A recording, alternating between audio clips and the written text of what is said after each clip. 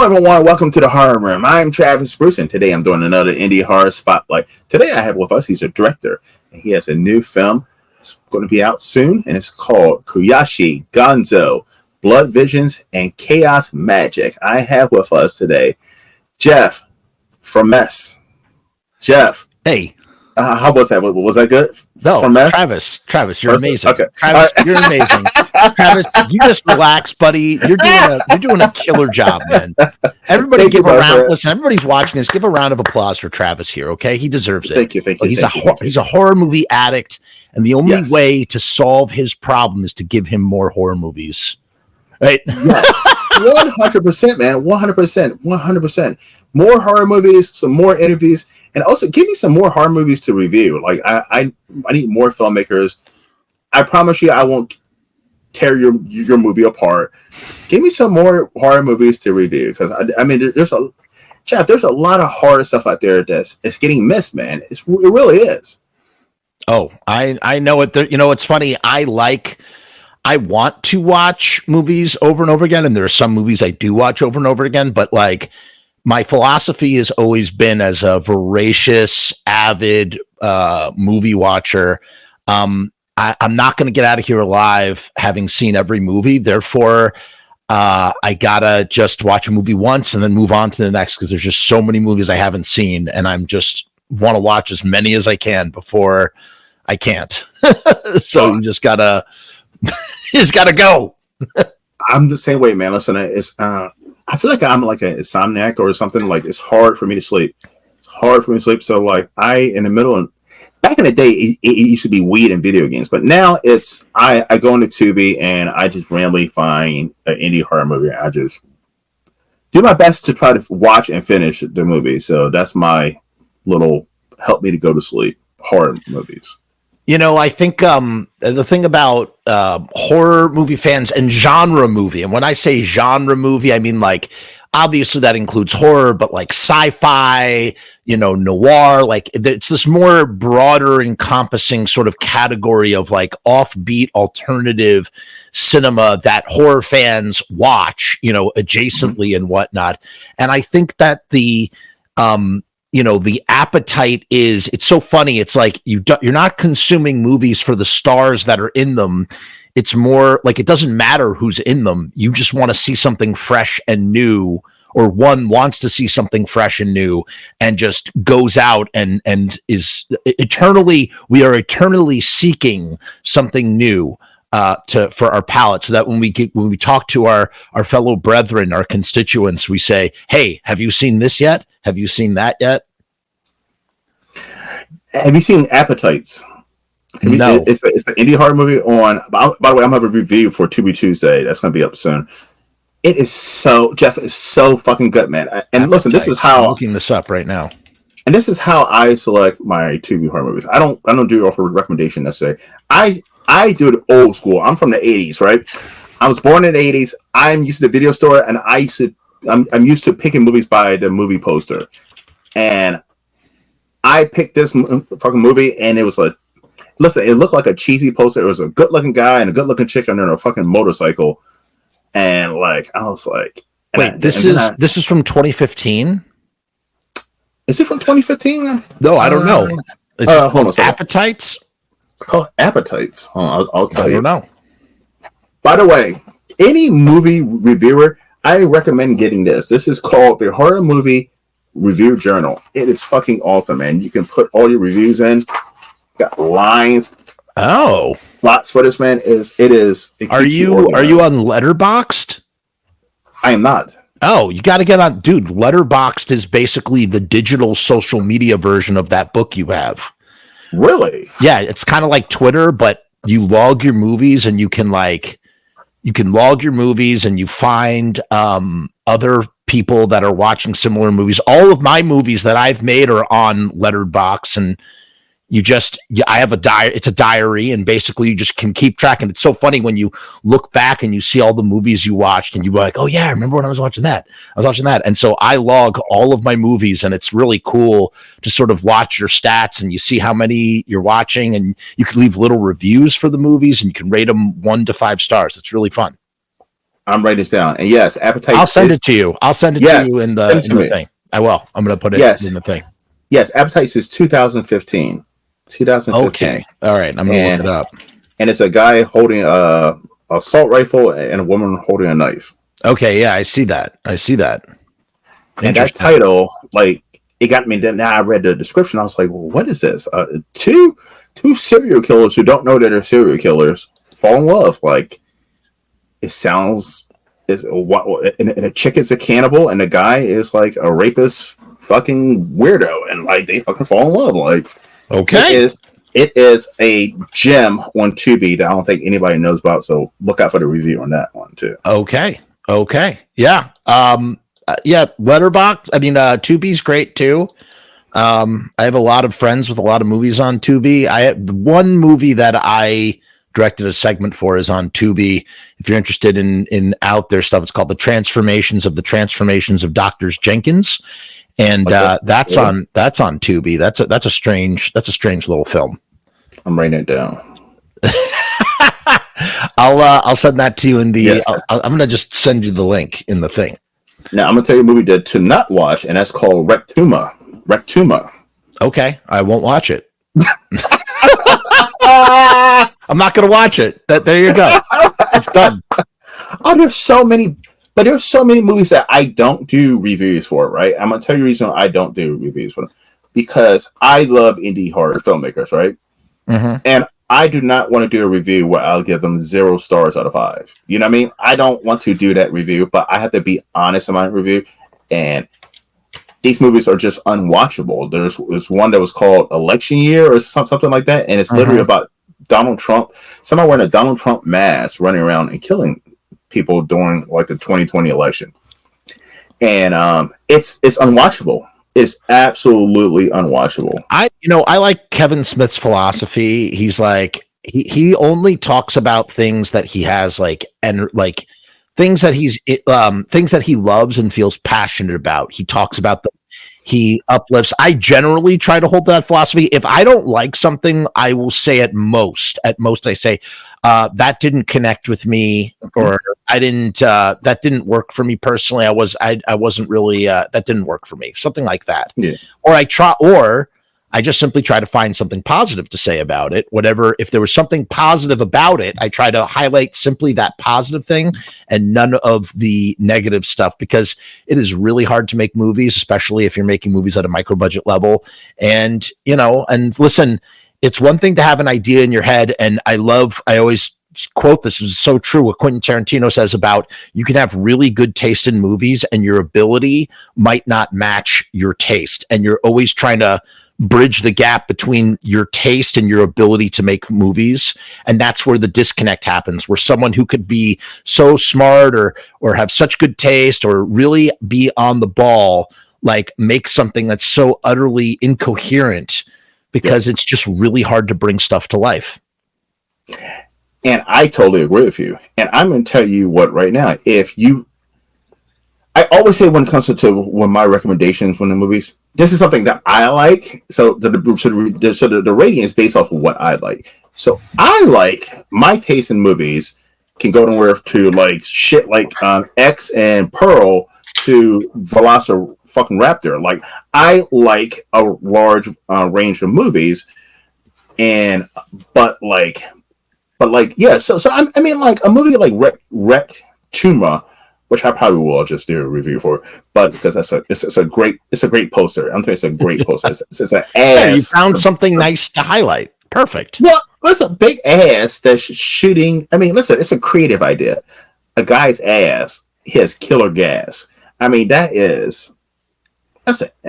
never seen a movie like that. That's why I watched it. Actually, there's one called oh god, it's on Tubi. It's called like Big Butt or Bad Butt, something butt. And basically it's about a guy who he shoves things up his ass, and it's like, boy, it's called Butt Boy. And he basically there's basically like a parallel universe inside of his ass, and he has to stick things up his ass. And like that includes like people, like everything goes up his ass. And This is a Whoa. real movie that came out in 2020, and it's a comedy, and the tone is super duper serious. It's so serious that it's ridiculous and stupid. Like that's how oh, I see Rec Tuma right here. It's recommended. It's also on Tubi. I'm basically every movie that I'm referencing here, I'm putting in your Facebook Messenger, so you can check it out. So it's called Butt Boy, and it's from 2020, and it is on Tubi. It's really, really entertaining and ridiculous, and I don't know what to say about it except that it's just madness. So love it. Now, by the way, check out my review too. A recent movie. It's called Run Bitch Run. I just posted that up. Everybody, okay. please check that out. Now, listen, I like a little bit like the sexploitation 70s films, right? I like a little grindhouse, but here's the thing: I also don't like I Spit on Your Grave type of rape revenge films. You know, that's not my genre of horror. Okay. So this one, I watched this one, and the rape scenes were just vile. I mean, it was just too much. It was just like I just felt dirty watching it, and that's why. I mean, but I said the movie was shot beautifully. The gore is great. I'm sorry. Which one is this again? It's called Run Bitch Run. Oh, that's right. You said Run Bitch Run, right? Yeah, right. Run Bitch Run. But if you're a guy, there's a lot of titties in this movie, and it's not like big fake titties or anything. It's a lot of nice titties in the movie. But you get into that whole dark realm, like it's rapey though, you know, like. Well, in general, I think there are some things that you just can't dramatize, reenact, like. I personally, I do not really care for that stuff, that subject matter at all. And my rule of thumb is that, generally I think it's most effective when it's not shown and it's just implied. Yes. And that it really needs to service the story, or else like it just becomes, it's gratuitous and unnecessary. And like, it's not something I particularly care to watch or subscribe to. So it has to have like a real fundamental reason for being there. And like I said, it needs to be done in some, at least for me personally, it needs to be done in some sort of artistic, meaningful way. I don't know how you find meaning in that, but my point is just that it has to be done. It has to be the subject matter, that's a sexual assault subject matter. It needs to be treated with respect, and it needs to be treated ethically and in the right kind of way in order to do stuff with it. In my personal opinion, the stuff that I have seen that I think is effective or interesting. And that's why also I once was great, but that's why I can't even watch like prison movies where even like men get raped by other men. Like I can't watch. There's something. By the way, and I mean I've never been raped or anything, but I can just imagine it's such a horrific thing. And to like see that in a movie, I agree. It needs to boom, you know. But like I see some movies like I Spit in Your Grave, and what's the other one that Wes Craven did? Shit, Last House on the Left. Last House on the Left. I mean, that's hard to watch, and there's been several out there, and it's just hard for me to watch. Yeah. Yeah, it's a very serious, real thing. What happens in prisons, and it's not addressed at all or talked about. It's swept under the rug, and it's terrible what happens. It really is. Yeah, it is. All right, so listen, we just talked about a lot. It was very heavy subject matter to open the show. And I know we were talking about asses, fucking putting things in asses, and we went into rape. That's right, Butt Boy. I know. All right, so listen. Tell us a little bit about KUYASHII GONZO, Blood Visions and Chaos and Magic, and how did you come up with that title also? So I'm just curious. Oh man, it's funny that the title was the last thing to come. The title was the last thing to get there. It was so crazy. So I made a film called Gouge Away, and it started off as another movie called Wash Away.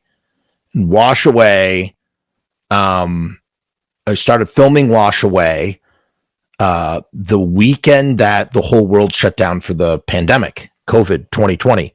So we shot 20% of this movie. It was my second feature film. And that was the weekend of March 8th, 2020. Whole world shut down. I got laid off. I lost my job. Lots of things happened slowly but surely. And basically it became impossible to continue the movie. And it was just like really, it was a big bummer, man. It was just such a bummer because I just felt very disillusioned. There was so much going on in the world. It was very hard to focus on trying to make a movie when, so people are dying, man. Like it was just you remember, it was a crazy time. Yeah, it was just a crazy time. Exactly, man. Lost my job, and that was how I was funding the movie. It was like the movie's just got to take a back seat. And then by the time I could even address it, I was like, so much time has passed and I don't have my actors the way I needed them to have them anymore. And I just didn't know what I was going to do with 20% of the movie.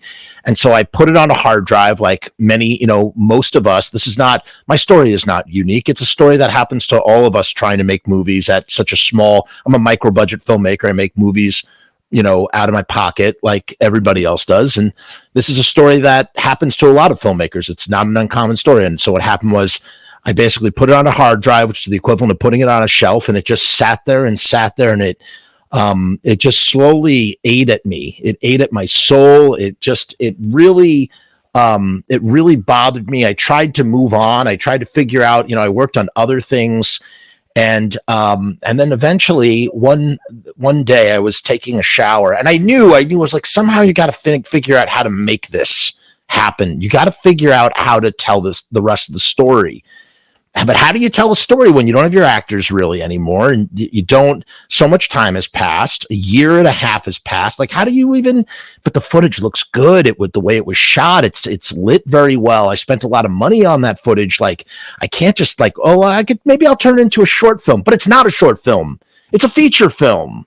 And it was my vision. It was my idea. And then one day I was taking a shower a year and a half later, and suddenly it hit me like lightning striking down upon me. And this is the moment of the Kuyashi from the title, but I'll get to that in a second. And I was like, wait a minute. Because I was sitting there, it was like a math problem. You ever see the movie Interstellar? Yes. You know how they're like doing the problem on the board and they're trying to figure out the science it's like I was sitting there for a year and a half trying to figure out the science, like the equation. How do you complete something that I can't complete? There's no way I'm going to be able to make this movie. And again, like there's a bunch of factors that I won't weigh you down with. There was a bunch of reasons why the movie was just really, it wasn't impossible, but it was highly improbable just due to lack of resources, just all these obstacles that made it really, really difficult to do what I initially set out to do. So I accepted that what I initially set out to do was done. That was it. Like, it's just not going to happen. But I didn't give up. I couldn't give up on it. I needed to redirect my energy. I needed to redirect my energy into something else. So I did with other stuff. And then one day, like I said, I was in the shower and it hit me like lightning. And you know what? The moment felt like, this is going to sound really cringy, corny, but it's like the only way to describe it. I felt like Goku in the Frieza saga of Dragon Ball Z. You know that moment when Krillin dies and he gets really angry and he transforms into a Super Saiyan? I screamed in the shower because suddenly it was like there was a cipher in my mind trying to come up with the code, the password to unlock the door or whatever. And it was like all the numbers lined up perfectly and it unlocked in my brain and it made me go, I know what to do. And I was like on fire. And I just felt like this sort of seething like inside of me. And that's very important. Put a bookmark in that for a second, because I'll explain why that was so important and how it ties into the title. I can't describe to you what that feeling was. It was this, like this, I'm not done yet. I got to do this somehow. And I realized in that moment that the only way to continue this movie, Wash Away, I'm never going to make Wash Away. But what if I make the sequel to Wash Away? What? How do you make a sequel to a movie that doesn't exist? Yeah. And that was the starting point. That was the question I asked myself in the shower. I said, I know how to make a sequel to a movie that doesn't exist. You have to start the story at the ending of where your movie would have ended, that's where you start the story. And it went from starring this guy named Stanley to how did Stanley die?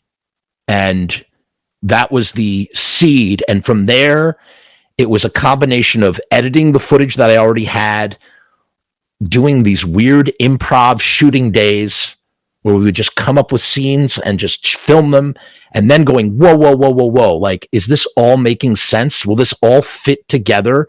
Because it's like you're reverse engineering. It's like, okay, I'm starting at the end, and now I have to reverse engineer like the rest of the story forward somehow. That's so backwards. Usually you write a script, then you film the script, then you edit the script, and then you have a movie. And here I'm editing the movie, and then I'm writing the script, and then I'm filming. It's like backwards, but that's what we're doing. So, and I have no idea if it's all going to work, but I'm like, fuck, this is the only way to continue. I got it. This is the only way. So it was insane. I literally, this guy who has a cameo in my movie. He has just supposed to be on a TV screen inside. He's the movie within the movie. That's his little thing. And the movie, all of a sudden, he's the star of the movie. I took that footage from what was supposed to be the movie within the movie, and then I built the entire story around that and basically inversed everything. And there's no way for me to verbally describe it to you, except I'll send you the screener. You got to watch it. You just got to watch it to understand. It's the only way you will fully comprehend what I'm saying. And so while this is going on, you know, I go to film festivals, and there's one film festival I love, the Genre Blast Film Festival out in Winchester, Virginia, one of the best festivals out there. They play all their movies at the Alamo Draft House, which is my favorite. I love Alamo. Yeah, it's the best. It's the best. So I'm out there for the Genre Blast Film Festival, and the festival director, Nathan Ludwig, great guy, is a good friend, and he's saying, so when's Wash Away going to be ready? And I'm like, dude, Wash Away is dead. I can't, there's no way. And at this point in time, remember the shower thing that had just happened a few months earlier. And now I'm just sort of shooting a day here, shooting a day there, figuring out how to continue the movie. The movie, it's a genre movie. It's a horror movie. I can't even tell you. I can't tell you what's in it because that would ruin the surprise of the movie. So I'm not going to tell you what it is. All I'll tell you is the synopsis is. Let me give you the official synopsis of what Gouge Away is about, just so we have some understanding of what the movie transformed to. I'm going to my IMDb to look up. You know, when you're making a movie, you need to boil it down to a single digestible sentence, even if it's a run-on sentence, because if people ask you what your movie is about, you got to be able to tell them. My first movie, Romeo's Distress, that's about a guy named James who loves a girl named Jane, and her father's sadistic response to it all. That's it. That's the setup. Boom, right there. So Gouge Away is about Tony the Stamper is about to uncover a nasty secret when his mentor and yoga master, Stanley, goes missing amid a hazardous narcotic gas that has flooded the city streets. It seems that cutting people up is the only way Tony is going to get the answers that he needs. All right, that's technically two sentences, but that's what the movie Wash Away turned into that. And Stanley was the star of Wash Away, and then Tony became the star of Gouge Away. And I was like, I have to somehow connect the two characters. So anyway, I'm at the Genre Blast Film Festival. I'm talking to Nathan. At this point, it only shot a couple of days, right? I only shot a couple of days on Gouge Away. And I say, Nathan goes, I can say, well, Wash Away is dead, but I think I can bring it back as this other movie. And he goes, if you can complete this movie a year from now, I will play it at next year's Genre Blast Film Festival. So if you can finish this movie. So I had a year to complete this movie. And mind you, I'm unemployed. I have no money coming in, really. I have a little bit of unemployment. I started doing YouTube. I got my channel monetized, and money started coming in from that, and too much to stop and not enough to live on. The eternal struggle, right? Yep. And I was like, okay. And so that motivated me had to finish this movie, because if I could finish the movie, then it could play at Genre Blast Film Festival next year. So it's like, fuck, I got to do that. 6 months pass. I do nothing. Nothing gets done. Wow. Nothing gets done. 6 months in, we start filming more. That there were a bunch of reasons for that, but so we started gears. The gears started rolling back in. By then, I was actually typing up the script, because we were doing these improv days, and the improv days, we were shooting too much footage, and it was taking too long to edit because there was too much to go through. I was like, I need to have the lines need to be like written. The reason why you have script pages is because people say shit that's on the page, and then once they say it, it's good, right? Like, and then you just do the thing.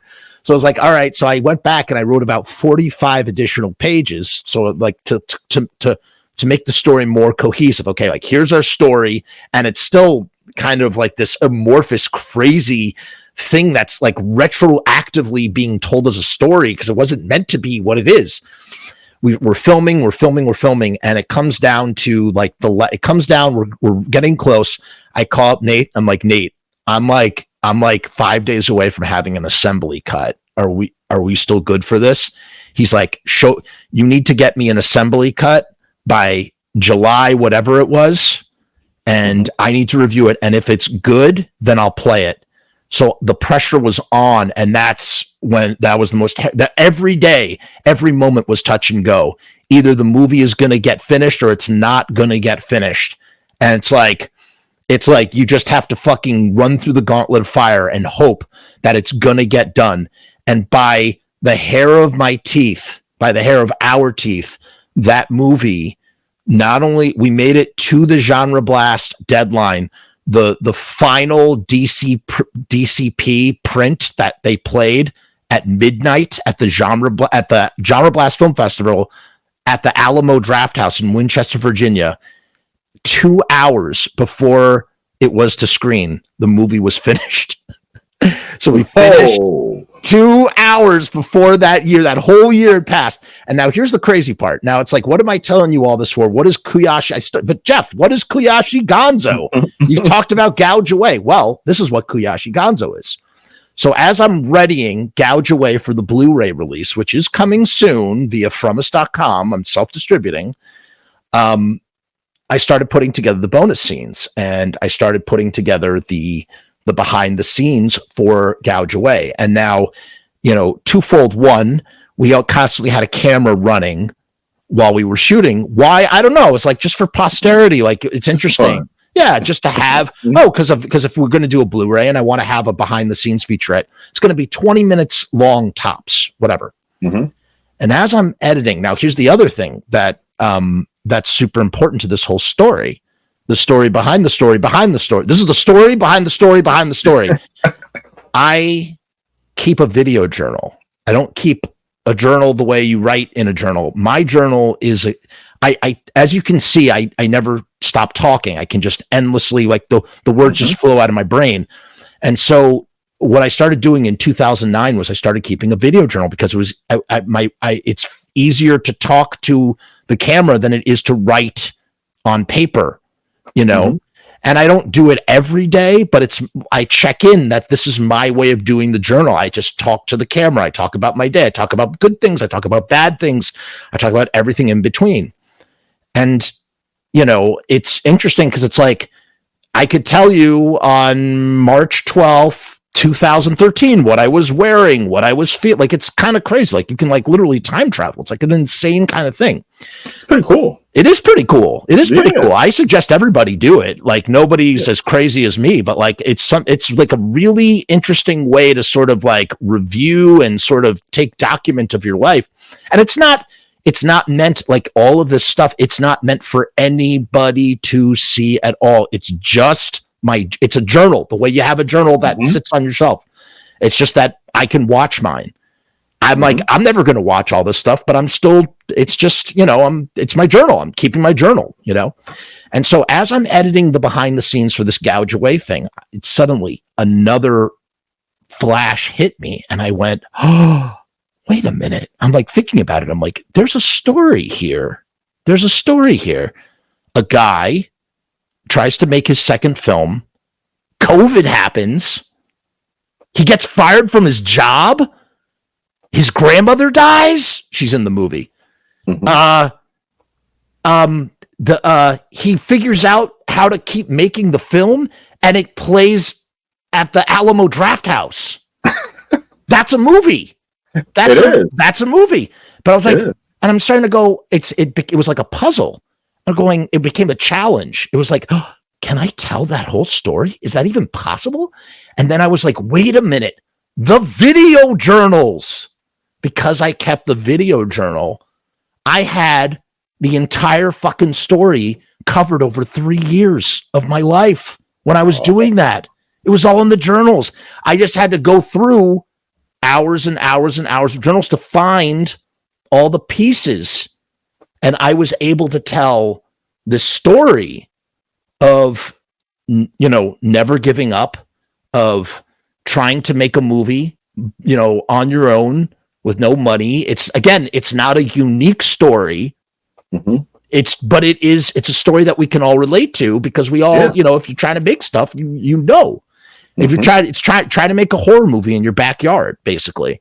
And so I set out and I cut it down. I got it down. It's about 105 minutes. And I was like, wow, there's like a whole story here. And then what am I going to call this thing? Well, Blood Visions is, Blood Visions, the vision, the vision, it's just the vision of, wanting to do something, and it kind of flows through your blood. And then Chaos Magic was something that I was experimenting on when we started doing Gouge Away, because Chaos Magic is finding magic within the chaos of the creative thing that you're doing. There's chaos. We don't know what's happening, but somehow magically something interesting happens and we make it all work. So that's the Chaos Magic. And then Kuyashi Gonzo. So Kuyashi was the last piece of the puzzle. Kuyashi is a Japanese word, and it has no English translation. You can't translate it to English. And that's why, remember what I was telling you? I was in the shower and I had that feeling, and I couldn't tell you what that feeling was because there was no English word. There was no English word that could describe how I was feeling, only a Japanese word. And that Japanese word was Kuyashi. And basically what it means is it's a type of frustration. Frustration is probably the closest definition to what it is.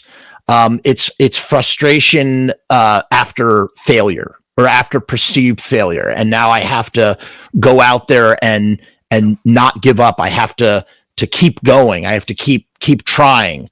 And there was a beautiful, beautiful thing on Reddit that really sort of highlights what it is. This is from a Redditor named, I can't remember logins. And he said, he wrote this 6 years ago. This Kuyashi-ness makes people strong. As a translator of many years, I still find Kuyashi one of the hardest Japanese words to translate to English. There just really isn't an English word for this emotion. In practice, we translators substitute it with words like bitter, painful, hurt, frustration. Those are all the things that I was thinking of when I thought I was an epic failure because I couldn't make this movie. And I hated giving up on something or feeling like I was giving up on something when deep down in my heart, I knew I could never give up. He said, it's the feeling when you're dropped from the team at the last minute. It's the feeling that when you slam your fist in the turf, when you missed a touchdown. It's the taste of iron in your mouth when you're grounded for something your brother did. It's the lump in your throat when your professor publishes your research in his name. It's the fever behind your eyeballs when your crush marries your friend. It's your fist clenching your bank statement as you terminate that awesome game you're developing because you haven't got the funding. This is the most important part. It's the feeling of wanting another shot. That wanting to be better, to come back stronger, that wanting to win next time. So I am the Kuyashi Gonzo, and I felt that the story was worth telling, and so I told it. And so that is what Kuyashi Gonzo, Blood Visions, and Chaos Magic is all about. It's about not giving up. It's about recognizing when, and it's my life. Like it literally was a story from my life. And the thing that I struggled with the most was, I find this interesting. Will other people find it interesting? I don't know. But I still felt that the story, the experiences were powerful enough that they were worth telling in hopes that somebody else might relate. And, you know, maybe they're going through it right now. And at the very beginning of the movie, it says, this is not a unique story. This is a story. All of us are on this journey of trying to do stuff. And so many people are struggling in this sort of way right now. And it was harrowing, man. 3 people died when we were making that movie. My friend Dave Street, we shot his scene, then he died. My friend Greg Anderson, he shot his scene. He died a month later from a heart attack. So it's like, as the people kept dying, and as we grew closer to the deadline for Alamo Drafthouse, I was like, this movie has to happen, because like it just has to. And you know, seeing them, those who died up on the big screen, like that was powerful. That was a very powerful thing. It was like, we made it. Yeah, we made it to the end. And now I'm already, you know, I'm working on the next one. It's called My Shadow. And it's like, and that's a thing, you know, and that's the theme of the movie, and it's in the movie, and it's in just in general with whatever you're doing, is you climb a mountain. You see a mountain, you want to climb it, you climb up to the mountain, and you reach the top, and you think, wow, I did it. And you turn around and you look behind you, and there's another mountain to climb, and it's infinitely more tall. And you start climbing that one. And as long as you're climbing mountains, you're alive and you're doing stuff. Mm-hmm.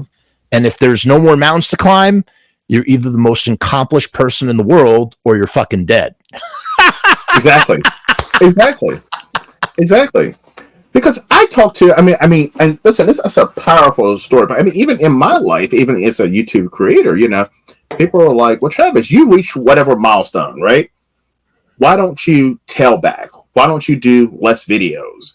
You know, you done made it to a certain point, you know? And I'm like, no, this is not the time I go back. This is the time why I ramp the shit up. Damn straight, man. That's the truth. That's the truth. Once you get to that goal, it is never the time to start telling back. You fucking start pushing even fucking higher. Yeah, for sure. I think, yes. And I think also, there's a bunch of different ways to skin that cat, because sometimes what happens is, and maybe as a YouTuber myself, and that was the thing, when that movie died, Wash Away, when it died and I lost my job and everything, and COVID happened and I got locked down, that's when I really got back into YouTube and got my account remonetized, and I started live streaming. And the thing was, and the key to that whole process was, you know, giving up is if you let the passion, the spark inside of you die. If a project dies on its own, it's not necessarily your fault. There's some things that are beyond your control, like fucking COVID 2020, right? Yeah. Like, it's just things happen, man. Mm-hmm. Life happens, you know. Sometimes if you're lucky, though, you tape yourself being fired, and then you put it in your documentary 4 years later,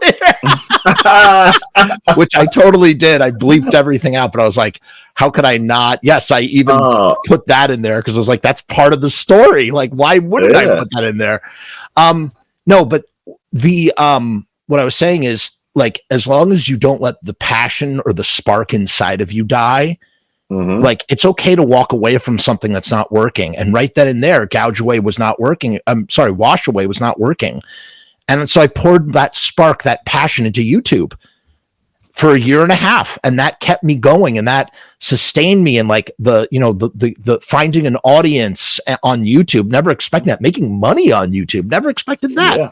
You know, it was like this, and now it's like so intrinsically a part of my life, doing the YouTube thing, and then Patreon came along, and like all these things, and I'm like, this is so great. Like, mm-hmm. and now not only do I do that, but I'm also, I make movies. You know, I do both, and it's like it's just like, as long as you don't let the spark die, you're not giving up. Yes. You know, because sometimes it's like it's possible to say to someone like, hey, you're foolish for continuing to pursue this thing that's just not going to happen. That's mm-hmm. not necessarily not giving up. That's just stupid.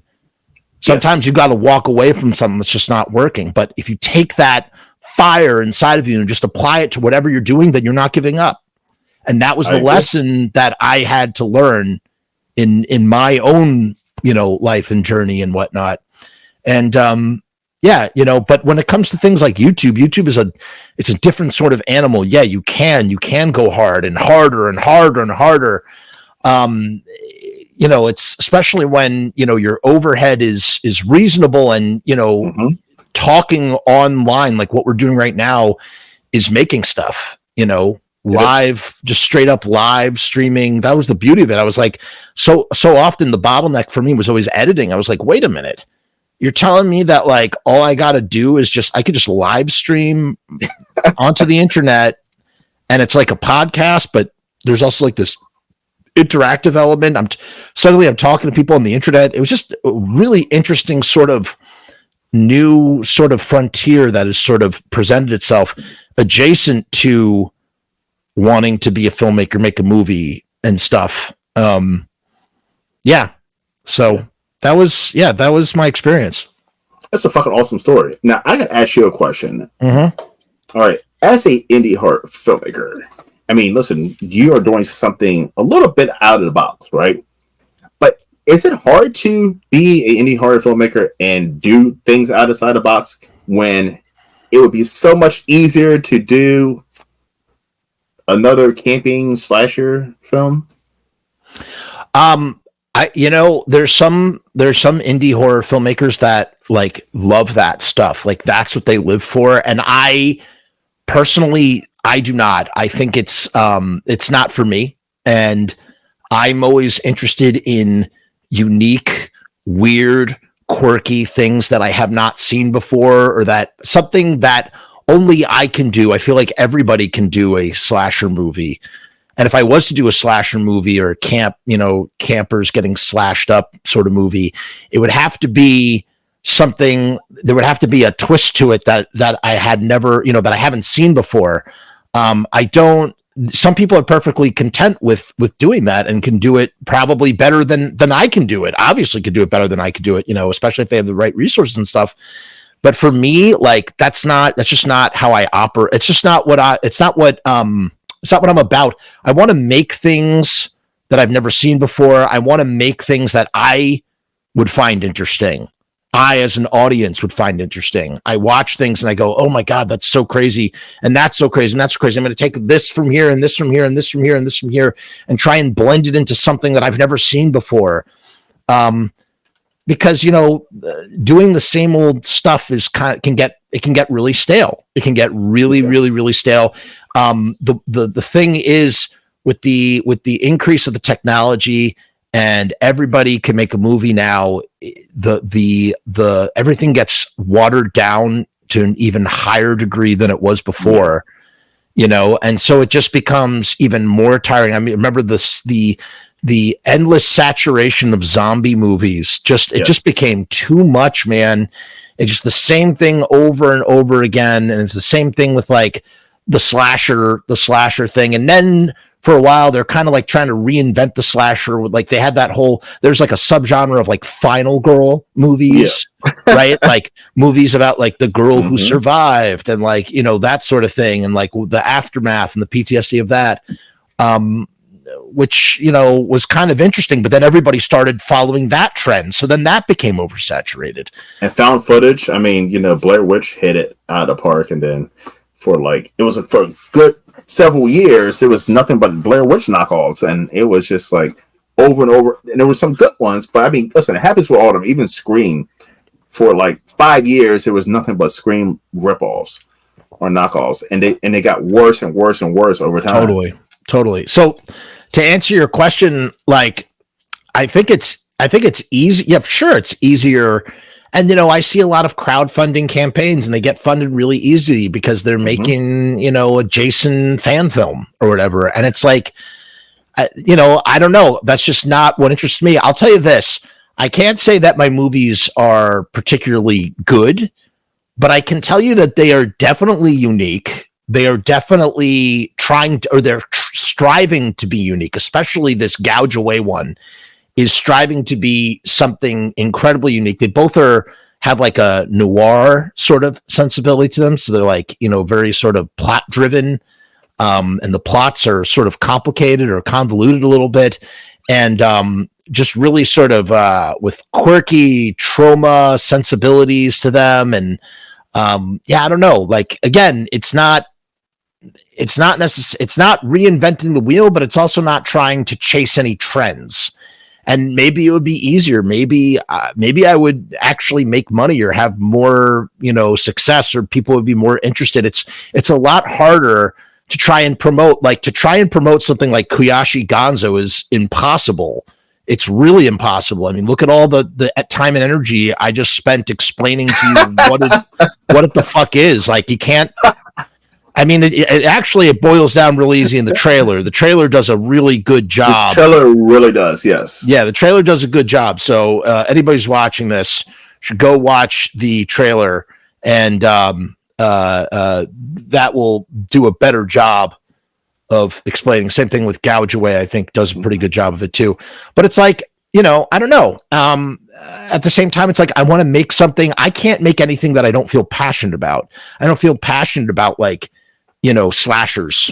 I just don't. I'd have to be I do have an idea for a slasher, but the problem is that it involves a group of people, and I think it would come off as too exploitative in this climate. You could have made this movie very easily in the 80s.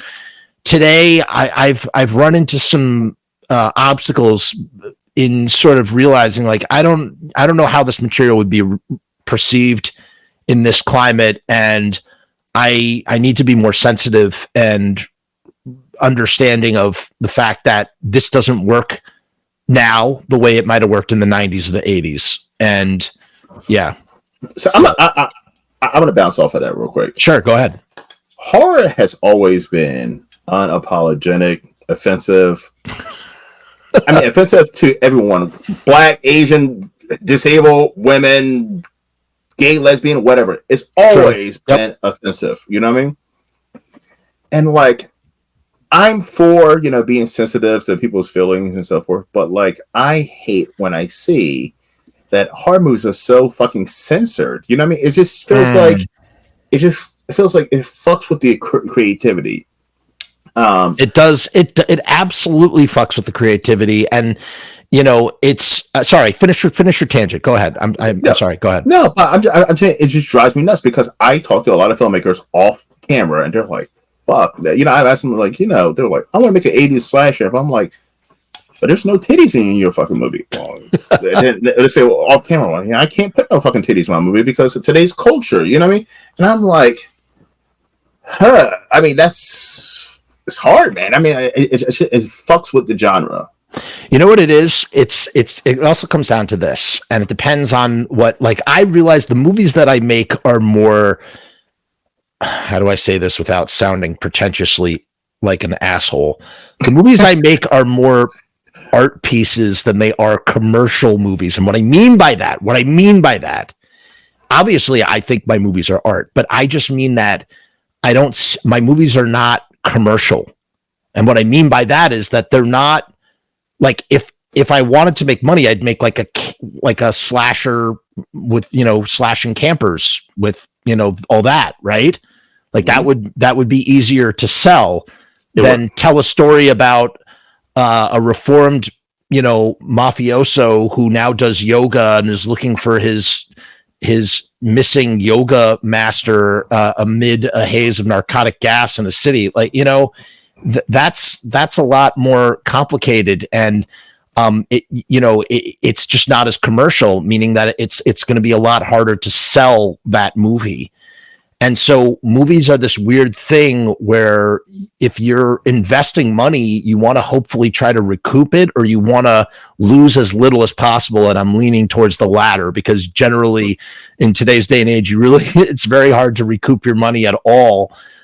So you want to make your movie for as little amount of money as possible, and hopefully, recoup that at some point. And if you make a movie that's harder to sell to the public for whatever reason, then it's going to be harder to make your investment back, And it sucks because you're thinking, oh, I'm making art, but you also have to think like I'm spending money to make this art. And therefore I have to also look at it like it's a business. And as we're learning from business perspectives, like there are certain things that you can and cannot do business wise because you will damage your business or your in my case, I'm talking like my movies are making lots of money. They're not. In fact, I'm making more money on YouTube with my movies than I have through Film Hub, which is hilarious. Wow. But the point is like, there's a lot of people that are uploading their movies to YouTube. They have if you have a monetized channel, you don't have any other partners but Google. It's great. Yep.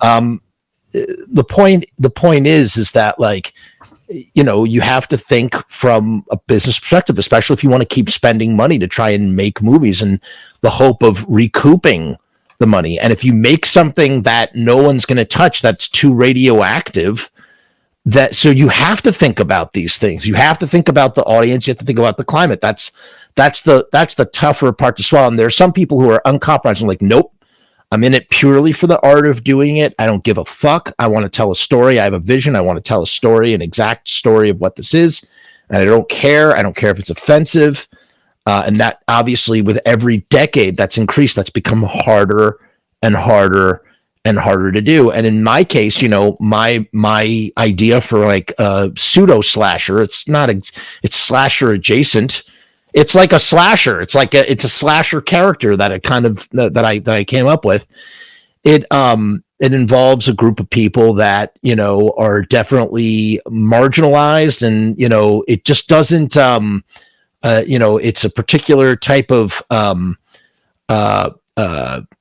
condition that people are born with. And it would come off as too exploitative. I came up with the notion. I realized I was like, I can't do this. It's too exploitative. It's just not something, the story is not sensitive at all to these people who really deal with this thing in real life.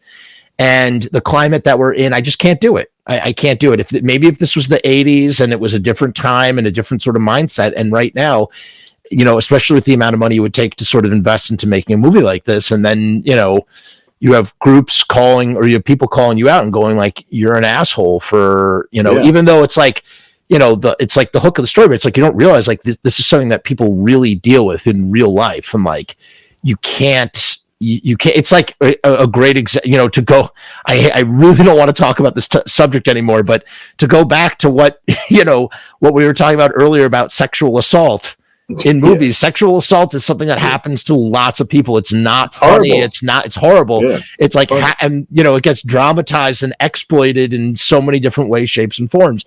And it's hard to watch. And so, so it goes back to that sort of like notion of like, you are creating art. You're creating a narrative fictional story about something that real people deal with in real life, even if it's not a big swath of the population. And I'll tell you what it is off camera. And you're never going to get away with it, man. You just can't do it. It's just not, It's not worth something investing your time, passion, and energy into. You have to instead. So my next movie is actually about, it's sort of a smattering of influences. Once it's like Little Shop of Horrors meets Pet Sematary, with Frankenstein in the black and white world of Eraserhead. And it's called My Shadow. And it's about, well, let me read you my sentence synopsis of it actually right now. I'll just do that, right? Because since we're sticking with that. And while you were talking, man, you actually gave me an idea for a movie. And I don't know if it would be a sensitive topic or not. Oh, really? Now I'm kind of. Can you tell me what it is? Yeah, I'll tell you mine. Listen, I'm gonna go. Okay, yeah, do it. Imagine a deaf school, like a college where there's like deaf students, right?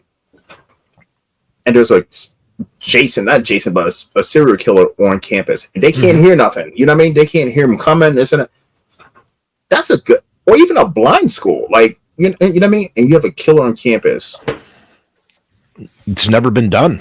The blind school thing has never been done. The deaf thing, there's a movie called Hush. There's a movie called Hush made by Mike Flanagan in 2016 that she's deaf and she's stalked by a killer. So that, I mean, it's, but it's not a deaf school. I mean, that's that your premise is slightly different and you could do different things, but you are nailing exactly what I was talking about. That is both of those ideas are very interesting and have great potential, and there's so much you could do with them, but you have to consider the very real aspects of like what is exploitative and what's not, because in today's day and age, exploitation is not commercially viable the way it used to be in the 70s and 80s. It's just not. But Jeff, I've asked this question to filmmakers. Sure, go ahead, please. And we saw it and we saw it in the 70s and 80s, right?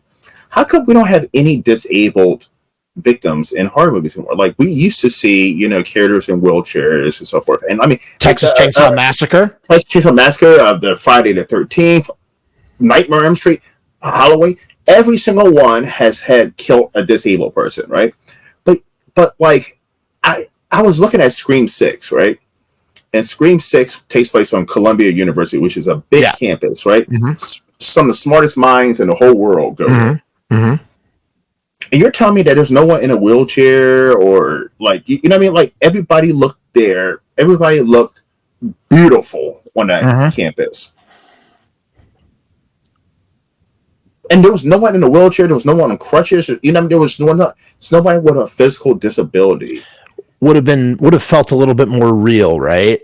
Yes. It's look, it's a weird it's a weird thing, because then in order to do that sort of stuff, you need to it's like someone from the group needs to represent the group and make sure that, I don't know, it's weird. Like I am kind of frustrated by this, because it's just kind of like, it's like stories are stories. Yeah. Like that's the whole point. It's fiction.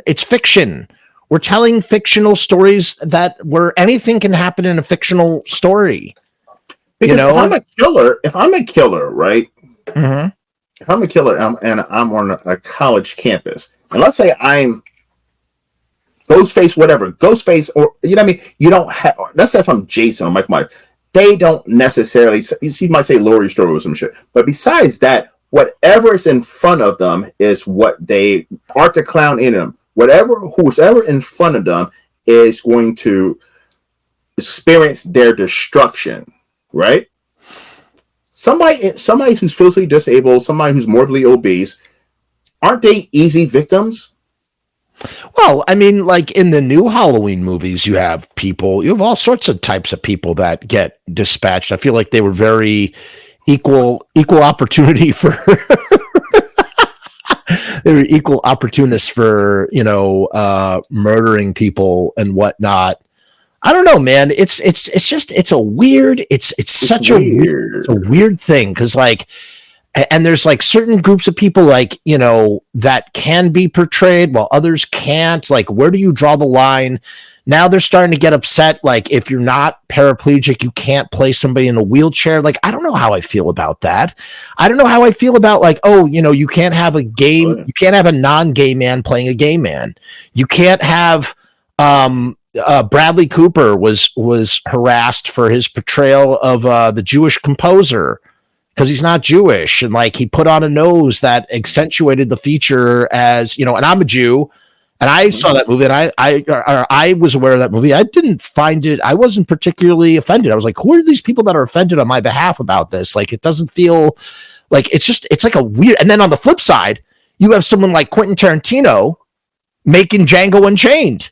Yeah, and dropping in Brahma thing. I love that movie. I love Django Unchained. In fact, the last time I watched it, I was like, it was like a whole new like experience, because he really does get to the core of what they're so. That might be his most cerebral movie. It is so nuanced, and the layers. For the longest time I was frustrated with that movie, because to me, I'm going like, spoilers for anybody who hasn't seen a 12-year-old movie.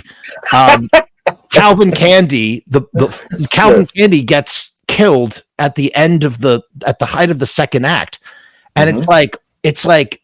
How do you kill Calvin Candy then?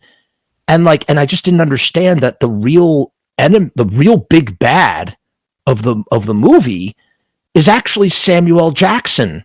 Yes. And the institution, the insidious like institution of slavery, where you have this black man who benefits like within his place in the hierarchy more than any. So he's like keeping the system in place despite the fact that Calvin Candy is gone.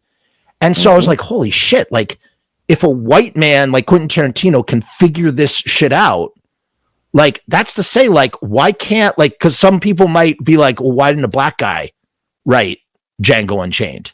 Like how is he allowed to watch it, write a movie like that? You know what I mean? But this is the thing. But this is the thing I can say. Yeah, please. I'm about to get so much shit for this. But there's been so many movies made by black filmmakers. I mean, there was one by Harriet fucking Tubman. There's one by Emmett Till. All this shit, right? Yeah. Kind of on the same realm as Django Unchained, right? But black people don't go see it. They don't do well in the box office. No one sees it. But like when I went to see Django Unchained, because I'm a huge Tarantino fan. Yeah, favorite director. Same. Yep. And I remember I even bought the action figures that were on the shelf for one day, and they were immediately taken off because of the N-word was used at a record amount, which I didn't mind. But when I went to the theater, in a predominantly white area, and the theater was filled with black people. Like it was like, I actually took a white woman on a date with me, and she looked so uncomfortable. But she looked so uncomfortable doing that movie. Like, am I supposed to laugh at this point? But like, I actually have a question about that screening. Finish your point, and then I have a question for you. Go ahead. But no, but it's crazy that, like, yes, Quentin Tarantino can make a movie about slavery and this and that, fictional. But if a black filmmaker does the same thing, black people don't go support it. It's kind of weird. I don't know why that is. I don't know. I don't know either, but it's definitely like an interesting sort of notion to explore, because you kind of, I mean, for lots of different reasons, you would imagine, again, this goes back to this sort of ideology, or the idea of like a person representing that sort of background needs to be the authoritative subject on that. And, you know, I'm most certainly not any kind of person to qualify what makes for a good movie on that sensitive subject matter. But one thing I will say is that I didn't see what Quentin Tarantino was doing in that movie for the longest time. And I realized that what he was trying to say was, he was trying to show how, like, there's a lot of vicious things shown in that movie about slavery, about the South and everything. But one of the most vicious of all is the idea that here is this black man who's would be categorized as, the terminology for someone who's sort of institutionalized by these systems of oppression. And he's the one, it turns out he's the one that's keeping this thing going after the master is gone, right? He's been killed. The term is called a Uncle Tom. That's the yes. term. Thank you. Thank you. Yes, that he is that. Thank you very much. That he is that ultimately the enemy is the Uncle Tom, who is like propagating this. And I found that to be so powerful about like what those systems do, you know? And it was crazy, being in an audience. Out of all the people getting killed in that movie, every black person in that movie theater, when Samuel L. Jackson got killed, it was the loudest applause in the whole entire fucking movie. He was the most hated character. I don't know to other races and so forth, but to African Americans, that character was the most disgusting. It wasn't even cotton candy. Calvin Candy, yes. It wasn't even Calvin Candy, because Calvin Candy was actually kind of respectful to the slaves for the most part. You know what I mean? and I would say, listen, as far as you can as a slave owner. But Samuel L. Jackson's character was ruthless. Yeah, he was ruthless. He was absolutely ruthless. Yeah. And he was Cotton's disciplinarian. You know what I mean? Like, he was the one who was going to. Right. So I mean, I 100% agree. Yeah. And you know what's interesting too? I was going to ask you about that because my friend told me that when he saw Django several times, and he said that everybody, he said that his audiences were predominantly black as well. And he said he's not black, he's white. But he was what, but like, so he's perceiving this, like, because that's a very interesting sort of aspect of going to a theater and seeing this with a certain type of audience and seeing how that reaction is happening within that demographic, that audience. And he said that everybody laughed really hard when Calvin Candy dies, and Samuel L. Jackson's character is really upset that Calvin Candy has died, because he's kind of like his, that's his guy that gives him the power. And I was wondering, do you remember, was there any kind of reaction to that in your audience? I don't remember that part. But when Samuel L. Jackson dies, yes, it was a round of applause in the whole entire theater. Yeah. It really is. It really is a remarkable film, and it really does speak to bring this back around to our discussion. It really does sort of speak to the power of, if you make something really substantial, that like you can almost push against that trend. Not just anybody can do that. Not anybody can tread in that area, in those waters, because they'll be eviscerated for all those reasons. Exactly. But someone like Tarantino, has proven that he has the ability to do such a thing. And it's just very, that's a profound example that sort of pushes back against what I was saying earlier of like, again, but for most people, again, if you're making a movie, if you're making a movie in a blind school, you're going to have outrage. There's going to be outrage somewhere from somebody in the blind community. And then maybe it would be less if it's like, well, you ever see Terror Firmer? No. Terror Trauma. Lloyd Kaufman, he plays a blind director named Larry Benjamin. But the idea of a blind director, the idea that the director has no vision, get it? That's good. But like the notion of, but the point being that, that's a play on words, right? Mm-hmm. But like the notion that like, that you literally would have to have something like that in place, or a writer a blind writer or somebody to sort of make that more okay, then, like that's like, does that even work? Like, or could you write that script and then go like, hey, I'm going to check with some blind people and see what they think about this idea. Yeah. How do they feel comfortable? And again, you can, in all of it, again, you go back to the rhetorical question of like, but why? Why do I need to ask? I'm telling a fictional story about fictional characters. But at the same time, I'm not going to tell you to answer this one on camera, but like, I get filmmakers who send me scripts because they want me to play it in a movie, right?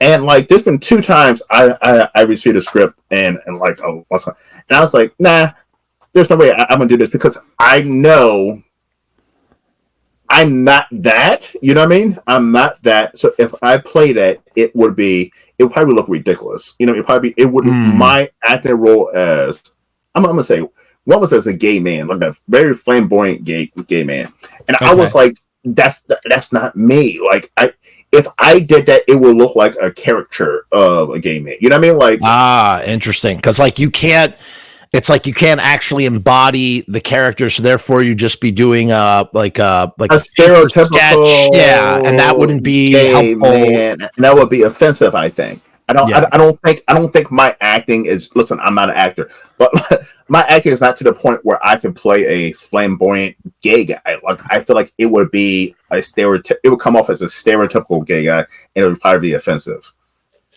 It's a weird thing because on one, like, to go back to like the idea, I think like Sean Penn got shit for playing Harvey Milk, and he's not gay, and Harvey Milk was a historically he was the mayor. He was a mayor who was assassinated for being gay, and it's like, but Sean Penn is a good actor, and he's playing the character, and he's playing it with respect, and so he's not gay. Like, what's like? I don't know. Like, is there a problem? Like, that's like, it's this weird.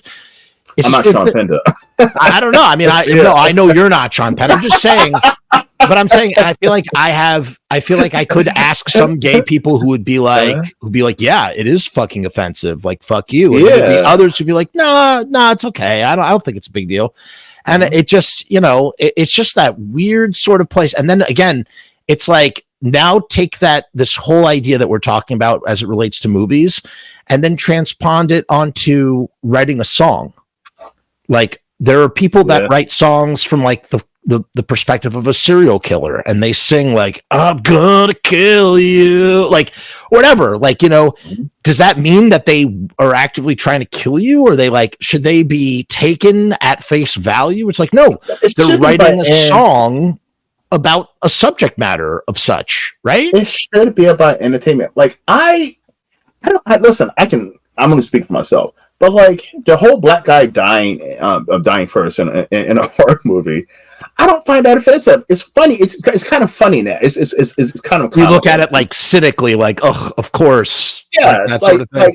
Like I was even saying, a filmmaker brought it up to me, and I brought it up in doing another interview recently too, that if you think about the most gruesome kills in horror movies, right?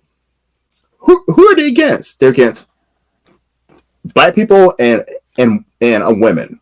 If you think about the most gruesome kills, when it comes to kills to white guys, they're off screen or it's a throat slit, neck break. But I'm just going to point at Jason, for instance. Jason Voorhees, you think the worst kills he's ever done? I mean, he shoved a machete up a woman's coochie. He took a woman and fucking in her sleeping bag and put her over the damn and then bashed her into the tree. Yeah. He took one lady and froze her fucking head and bashed it. Yeah, he did. Those are his most iconic kills are against women. You use Art Clown, Jason, Freddy. You can go down the road. Women are the sacrificial totems of the serial killer for certain. Yes, 100%. But no, I don't get offended by. I don't get offended by movies. I really don't. I mean, it's entertainment. Well, it's interesting you bring up when you bring up black people either dying first or dying in grotesque ways, horrible ways in horror movies. There, I don't know if did you watch Horror Noir, that documentary series? Yes, I did. Thought that was they speak a lot about it in that, but I would say the most famous one, probably the most famous one of all with the most impact, at least, I don't know. I can't speak to that. I'm not black, but like, so maybe you may not consider it to be the most impactful. For me, it's just in general, like, it doesn't race aside. It's one of the most impactful deaths of any horror film I've ever seen. And to this day, all these years later, especially in light of things that happened more recently, police brutality and whatnot, one of the most harrowing deaths is fucking Ben in Night of the Living Dead, dude. Like, talk about the black guy being killed. I mean, Ben is the fucking hero of the movie. Motherfucker survives the night, gets up out of the basement. He's made it. He survived. Everybody, they're killing all the zombies. And you know what the scariest part about when he says there's one over there? All he says is, the sheriff says this, there's one over there. He doesn't say what one is. You think that he's talking about a zombie, but he could be talking about anything. Black person. Yeah. He could be talking about a black person. Like, you don't know what there's one over there means. Yep. And they're in the rural butt fuck whatever. Yep. And so when he gets shot in the head and you're like, what? It's like, and it's an ending that was 50 something years ago and it still stings. Yeah. It still fucking stings as much as it did then. It's to me one of my all-time favorite movies of all time, Night of the Living Dead. And the reason why is because, and they weren't setting out to say anything about race or anything when they were making it. They just hired Dwayne Jones, was a Shakespearean actor who was the best man for the job. The best actor for the job. But what was interesting, and mind you, this is 1968, the height of the civil rights movement. Martin Luther King Jr. is either, I don't know, they were shooting it for most of 68. So in April, Martin Luther King Jr. is assassinated. But at the height of all this stuff, they're doing these scenes in this farmhouse. And suddenly the scenes take on almost another dimension, because what was supposed to be cast as, Ben was supposed to be some old white trucker or whoever. Suddenly he's this, sharp, intelligent, strong black man that knows what to do. He's leader. He's, he's an independent thinker. Yeah. No bullshit. He's helping, he's keeping everybody alive. Like all this stuff. He's like, and suddenly the tension between him and Harry Cooper is intensified because Ben is black and because Harry is white, and it's 1968. And to me, that is such, like, even I think about that sometimes today when I watch it. It's such a profound impact on how much deeper that movie cuts, And so yeah, like, it's funny how you're speaking to that, or what you're saying about, like, black people, either dying first or dying in the most brutal way. In the case of, it's weird. It's like, again, talking about a trope that happened before, the 80s slashers. This happened in 68, but it's like the black guy survives to the fucking end. Yes. And he fucking gets killed. Because I watch, listen, I'm not a Terrifier fan, but I saw Terrifier 2. I've not seen it yet. Have not seen it yet. But yeah, go ahead. So I support indie filmmakers. So I saw it in the theater and paid whatever the Phantom Events price was, right? Mm-hmm. And I wasn't a fan of Part 1 at all, but I heard that Part 2 was leaps and bounds better than Part 1. I've heard that as well. Which I agree on. Yes, but no, Art the Clown loves killing fucking women. And I had a woman filmmaker, and I was talking about that. I was like, and she said that Damien Leone said something about killing women in his movies, like women are the masterpiece for his something sick shit, right? And I've always said that Damien Leone, I feel like, has a woman hate issue. You know what I mean? Just from watching Art the Clown. Because he kills women in some of the most horrible fucking ways possible. It's mean. It's the first one, the one I watched. It was mean. It was mean spirited. Oh, I mean, part two is even more mean spirited towards women, because when he kills men, it's something quick, fast, boom, boom. But when he kills women, he takes his time. It's mean spirit. But so there was one black guy in part 2, and so I'll take back what I say about men. Because there was one black guy in part 2, and he kills him in one of the most gruesome ways. And this was a nice guy. He was taken up for the main lady, just minding his own business at a store, and just it went on for way too long. You know what I mean? Yeah. I mean, gratuitous. It was gratuitous. Yes. Yeah. So. All right, Jeff. Yeah, this is fun. Listen, we can fucking do this. I love to come on your show, man. You are more than welcome. You are more than welcome to join me. I do like top 5s and whatnot. We'll have you on. I do too, man. 5. Yeah, okay. I do too. Yeah. All right, cool. So I'll love to come on and do a top 5 with you. You are absolutely. I sent you a friend request, by the way. So yes, let's do the top 5 black kills. The worst black. Oh shit. We already did it. I don't know what I'm going to put in mine. You already know what my number one is. I mean, that there's nothing for me. And again, obviously, like maybe I'll feel differently about it than you will. But like for Green me, Inferno has an awful black. Like it's yes, the worst kill in that movie is that black guy. Yes, he does. You're right. He does get it. Who is the most likable character? He's such a lovable guy. Yes, yeah, and he gets worse than anybody in that fucking whole entire movie. Let me ask you this: what is your feeling? How did you feel about Get Out? Oh, right. I love Get Out. Okay. Listen. I do too. I love Get Out. Yes. All right. So we're going to make this up a 2-part video. So listen, guys, make sure to hit that like and subscribe button and check out part 2 of this interview, and you'll hear what I think about Get Out. Okay. That's good. Thank you for coming to the Horror Room. I'm Travis Bruce. I'm Jeff Frumess. We'll see you shortly. Take care.